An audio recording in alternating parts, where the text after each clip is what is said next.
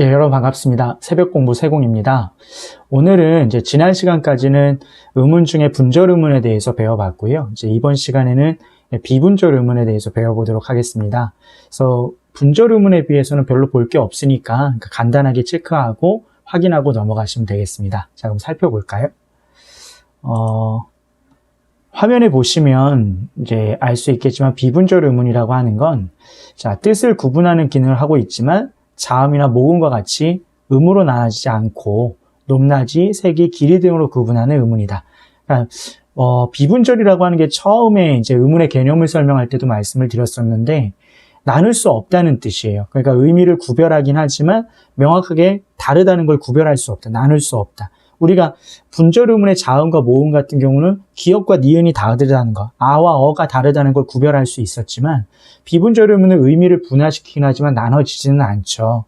그래서 요 밑에 예로 나와 있는데 밤 같은 경우에 보면 길게 발음하는 밤과 어두운 밤이 있을 때 길게 발음하는 밤은 먹는 밤을, 그다음에 어두운 밤은 이제 해가 진 뒤에 어두운 말 그대로 밤은 이제 어두운 밤을 말한다 보면 되겠죠. 짧게 발음하는 밤은 이제 해가 진 뒤에 이제 날을 말한다 이렇게 보면 되는데 우리가 그냥 밤 이렇게 얘기했을 때 밤 이렇게 얘기했을 때 이게 긴 밤인지 짧은 밤인지 구별은 안 된다는 거죠. 그러니까 명확하게 어느 정도 해야 길고 어느 정도 해야 짧은지 구별되지 않기 때문에 나눌 수 없다고 해서 비분절 의문이라고 얘기를 하는 거죠. 그래서 이런 것들은 사실은 아나운서가 되지 않는 이상은 일반인들도 인식하면서 얘기하는 사람 별로 없죠. 이게 길다 짧다는 거 인식을 잘 못한다고 보시면 돼요. 다른 예로 소울과 솔 이렇게 있는데 먼지를 털어내는 소울 같은 경우는 길게 발음하고 소나무에 나타내는 소울을 짧게 발음한다 이렇게 나와 있는 거죠. 그래서 이런 것들이 있고 그다음에 또 넘겨보면 굴과 굴이 있다 이렇게 했을 때 굴 자 다시 올라가서요. 자, 굴과 있고 짧게 발음하는 굴일 때 길게 발음하는 굴은 동굴을 얘기하는 거고 그 다음에 짧게 발음하는 굴은 먹는 굴 있죠. 그걸 말하고 발과 발이 있을 때 신체 일부인 발은 짧게 발음하는 거고 시나 국수발 이렇게 했을 경우에 실이나 국수의 긴 가락 같은 경우에는 이제 길게 발음한다. 그 다음에 성인과 성인이 있을 때 하나는 지혜와 덕이 있는 사람이라는 성인이라는 뜻이고 이거는 어른이라고 하는 뜻의 성인이죠. 어른이라는 뜻의 성인 같은 경우는 짧게 발음하고 지혜와 덕이 있는 사람이라는 뜻의 성인을 길게 발음한다. 무력과 무력할 때 힘, 군사력을 나타내는 무력은 길게 발음하고 힘이 없는 사람을 나타내는, 힘이 없는 상태를 나타내는 무력감, 무력은 짧게 발음한다. 이런 게 있고요. 자, 또 다음 페이지에 보면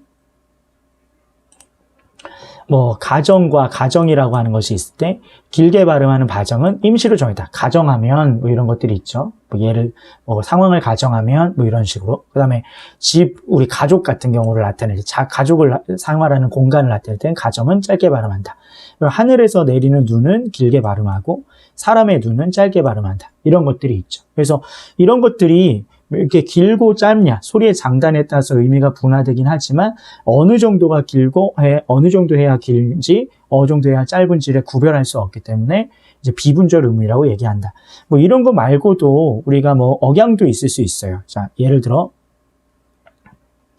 밥 먹었어 같은 경우에 자, 밥 먹었어 이렇게 올리는 경우가 있고 밥 먹었어 이렇게 내리는 경우가 있을 때 밥 먹었어 이러면 물어보는 거죠. 밥 먹었는지에 대한 이제 어떤 질문이라고 볼 수가 있는 것이고 밥 먹었어 이러면 대답이 되는 거죠. 그러니까 억양에 따라서 뒷부분을 올리느냐 낮추느냐에 따라서도 의미가 구별된다는 거예요. 이런 것도 비분절 의문이라 보시면 되죠. 근데 사실 어느 정도 해야 높은 소리이고 어느 정도 해야 낮춘 소리인지 명확하지 않기 때문에 나눌 수 없기 때문에 그걸 비분절 의문이라고 얘기를 하는 겁니다. 밥 먹었어? 밥 먹었어? 밥 먹었어? 이제 어느 정도 해야 이게 애매하죠. 어느 정도 해야 그러니까 이게 명확하게 밥 먹었어 이러면 뭔지 모른다는 거죠. 그러니까 이렇게 올리느냐 낮추느냐에 따라서 의미가 분화된다. 이런 것들도 비분절 의문이다 이렇게 생각하시면 되겠습니다. 그래서 비분절 의문은 이 정도로 배우시면 될 것 같고요.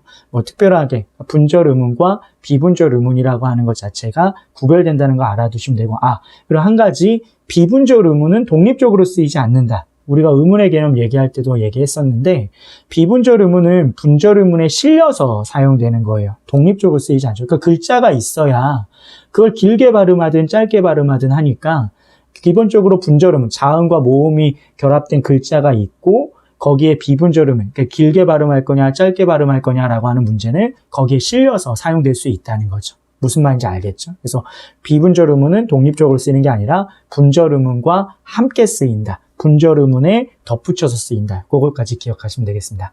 자, 그럼 여기까지 하고요. 다음 시간부터는 더 중요한 것들을 배워보도록 하겠습니다. 고생하셨습니다.